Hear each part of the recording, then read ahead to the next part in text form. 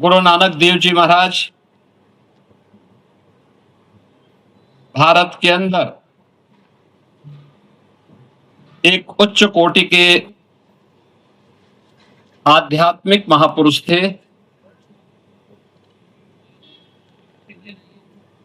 उन्होंने 500 वर्ष पहले समाज के संगठन के लिए, समाज के मूल्यों और आदर्शों के लिए जो आदेश दिए थे, उस समय की व्यवस्था को सुदृढ़ रखने के लिए जो उनका आशीर्वाद और मार्गदर्शन था, उस पर ही भारत की आज की व्यवस्था हम सबको देखने को मिलती है। खासतौर पर उन्होंने उस समय जो बात कही थी, और ऐसे समय में जब ये देश बाबर जैसे विदेशी आक्रांता की बर्बरता को झेल रहा था, आस्था पर प्रहार किया जा रहा था, मंदिर तोड़े जा रहे थे, बहन और बेटियों की सुरक्षा खतरे में थी, तब भी उस समय उस कालखंड में एक उच्च कोटि का आध्यात्मिक महापुरुष बिना किसी भय के, बिना किसी दबाव के, बिना किसी की चिंता के बगैर न केवल आध्यात्मिक ज्ञान से समाज को आशीर्वाद प्रदान कर रहा था, बल्कि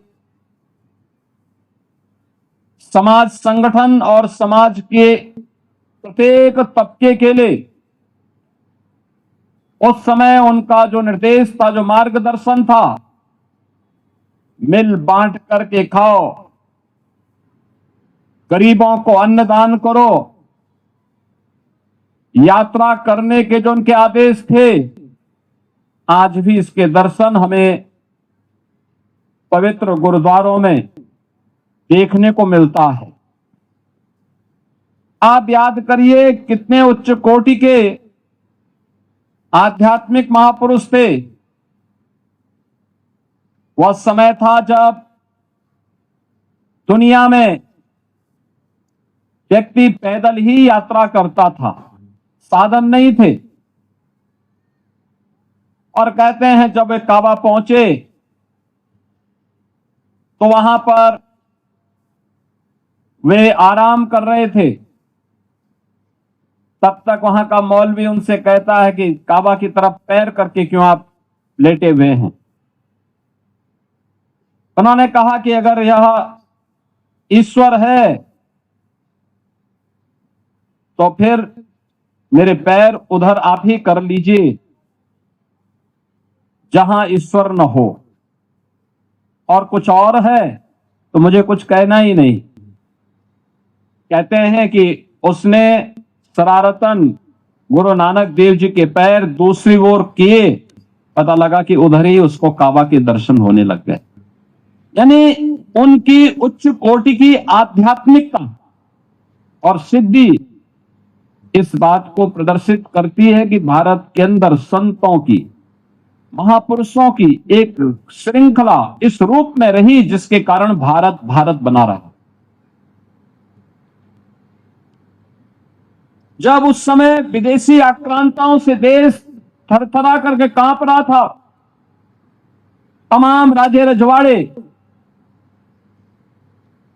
उनके सामने घुटने टेकने के लिए मजबूर हो रहे थे, तब भी एक महापुरुष हुंकार भर करके उनको ललकार करके बाबर को जावर कहने यानी जल्लाद कहने का हिम्मत करता है।